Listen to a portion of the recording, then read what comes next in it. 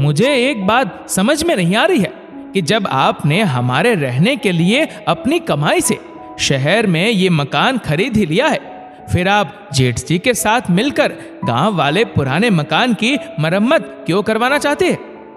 काफी देर से फोन पर अपने पति और अपने जेठ के बीच हो रही बातें सुनने के बाद रागिनी अचानक अपने पति सुभाष जी से पूछ बैठी। रागिनी, समझने की कोशिश करो। मैं भले ही यहाँ शहर में रहता हूँ, लेकिन बड़े भैया तो अभी भी वहीं रहते हैं और मकान काफी बड़ा है। भैया को अकेले उस मकान की रखरखाव करने में दिक्कत आ रही है, इसलिए मैं थोड़ी मदद कर रहा हूँ। पति की बातें सुनकर रागिनी पल भर के लिए चुप हो गई, लेकिन सुभाष जी रागिनी को समझाने लगे, और इसमें दिक्कत क्या है? कौन सा मुझे खुद वहां जाकर सब कुछ करना है? लेकिन जब हमें वहां रहना ही नहीं है तो हम उस मकान पर 1 रुपया भी क्यों खर्च करें? तुम ये कैसी बातें कर रही हो रागिनी? मैं सही कह रही हूं जी। जिसे वहां रहना है रहे, उन्हें घर की मरम्मत करवानी है तो अपने रुपयों से अपने हिस्से की मरम्मत करवाए। यहाँ हिस्से की बात कहां से आ गई? उस मकान का बंटवारा तो कभी हुआ ही नहीं था।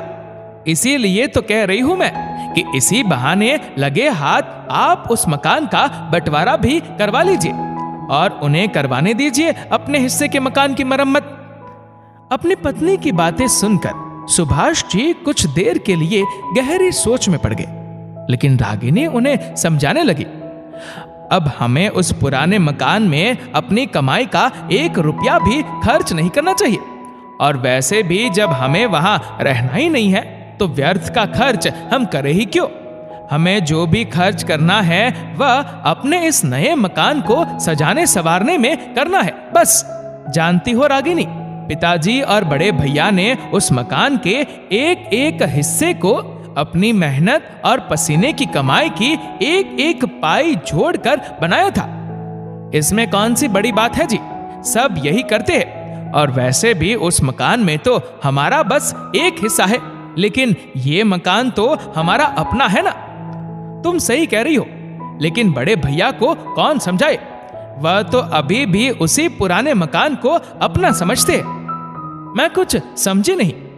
बड़े भैया का सबसे बड़ा बेटा रजनीश, जो मुंबई में रहता है, वह भी काफी दिनों से उन्हें समझा रहा है, लेकिन भैया उसकी बात मानने को तैयार नहीं है। आप पहेलियां क्यों बुझा रहे हैं? पूरी बात क्यों नहीं बताते? रागिनी की जिज्ञासा चरम पर आ पहुंची तो सुभाष जी आगे बताने लगे। रजनीश मुंबई में एक मकान खरीद रहा है और वह चाहता है कि बड़े भैया वहां आकर उसके साथ ही रहे। ये तो बहुत अच्छी बात है, लेकिन उसकी एक शर्त है। कैसी शर्त? वह चाहता है कि बड़े भैया वह पुराना मकान हमेशा के लिए छोड़कर उसके साथ रहने आ जाए। आखिर रजनीश चाहता क्या है? आप साफ साफ क्यों नहीं बताते? रागिनी तनिक झुंझला उठी, लेकिन सुभाष जी ने अपनी बात पूरी की। वह चाहता है कि बड़े भैया अपने पुश्तैनी मकान का बंटवारा कर अपना हिस्सा बेचकर हमेशा के लिए उसके साथ रहने मुंबई चले जाए। सुभाष जी के मुंह से पूरी बात सुनकर रागिनी हैरान रह गई। लगता है उसके मन में लालच आ गया है। नहीं रागिनी, मुझे लगता है कि वह भी तुम्हारी तरह उस पुराने मकान की मरम्मत में 1 रुपया भी खर्च नहीं करना चाहता है, इसलिए उसने ये आसान रास्ता निकाला है। ये तो बहुत गलत बात है जी। कल को अपने चचेरे भाई की देखा देखी हमारे बच्चे भी बड़े अरमानों से बनाए गए हमारे इस मकान को बेचकर कहीं और जहां वह चाहेंगे वहां रहने की बातें करेंगे। ये तो लाजमी सी बात है। जो बड़े करते हैं छोटे उसी का तो अनुसरण करते हैं। लेकिन मेरे बच्चे ऐसा कैसे कर सकते हैं जी? इस मकान ने उन्हें बहुत कुछ दिया है। उस मकान ने भी हमें बहुत कुछ दिया है रागिनी।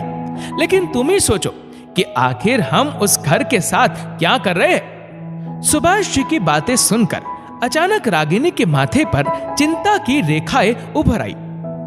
आप जल्द से जल्द जेठ जी को उस मकान की मरम्मत के लिए कुछ रुपए भेज दीजिए, और आप अगले महीने गांव चलने के लिए ट्रेन का टिकट भी कटवा लीजिए। हम खुद चलकर उस मकान की मरम्मत करवाएंगे। अपनी पत्नी का अचानक बदला फैसला देखकर सुभाष जी आखिर पूछ बैठे, लेकिन वहां जाकर तुम करोगी क्या? इस बार हम अपनी कुल देवी की पूजा अपने पुश्तैनी मकान में करेंगे। वह घर किसी भी हाल में बिकना नहीं चाहिए। अपनी पत्नी के विचारों में आया बदलाव देख सुभाष जी को तनिक भी हैरानी नहीं हुई। उनका अनुभव बता रहा था कि जब तक खुद पर नहीं बीतती तब तक दूसरों के दुख का अनुभव इंसान कभी कर ही नहीं सकता। दोस्तों, इस वीडियो को लेकर आपकी क्या राय है नीचे कमेंट करके जरूर बताइएगा। और अगर आपका वीडियो अच्छा लगा हो तो इस वीडियो को लाइक करिएगा, शेयर करिएगा ज्यादा से ज्यादा लोगों तक, और ऐसे ही और भी इंस्पिरेशनल वीडियोस के लिए सब्सक्राइब करें हमारे यूट्यूब चैनल को और फेसबुक पर फॉलो करें हमारे पेज को। धन्यवाद।